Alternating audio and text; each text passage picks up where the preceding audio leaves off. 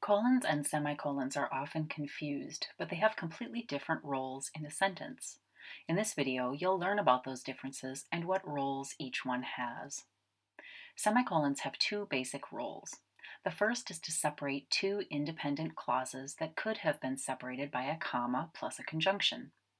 You can see here that if we replace the semicolon with a comma and an and, the sentence still works. It works because both parts of the sentence are independent clauses. What are independent clauses? They are clauses that can stand alone because they contain a subject plus its verb.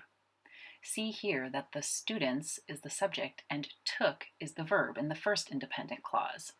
They is the subject and used is the verb in the second independent clause. If the text on either side of the semicolon is not an independent clause, you can't use a semicolon. The second use of a semicolon is to separate list items when at least one of the items on the list already has a comma in it. You can see in this example that we have three sets of teams, two of which already have internal commas. Those internal commas require you to use semicolons between each team.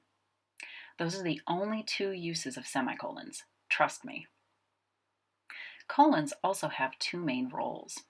One is to introduce a list of things, and two is to provide an example of something you just mentioned in text. Here I have written pretty much what I just said on the previous slide.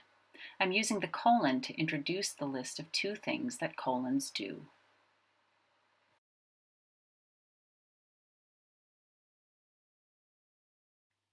Just remember two important rules. To introduce a list of things with a colon, the information or stem to the left of the colon should be a complete sentence. And when the text to the right of the colon is not a complete sentence on its own, the first word should be lowercase. Here is an example of incorrect use of a colon. See how the stem to the left is not a complete sentence. In this case, just delete the colon and the sentence works. Another option is to make the text to the left of the colon into a complete sentence. The project included 3 phases. Now the colon is correct. One easy way to figure out whether to use a colon or not is to try to replace the colon with which were or which are. If the sentence works, then it's okay to use a colon. If it doesn't work, then don't use a colon. You can't say the project included which were, so you can't use a colon. You can say the project included 3 phases, which were, so in this case you can use a colon. Finally, the colon is used to introduce an example of something just mentioned in text. Here, cutting out sugar is an example of one of the most challenging dietary changes, so using a colon is appropriate. Just remember the 2 rules from before.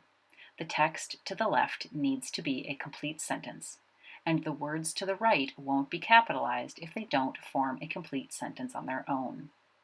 Both the APA and AMA manuals contain usage rules for semicolons and colons.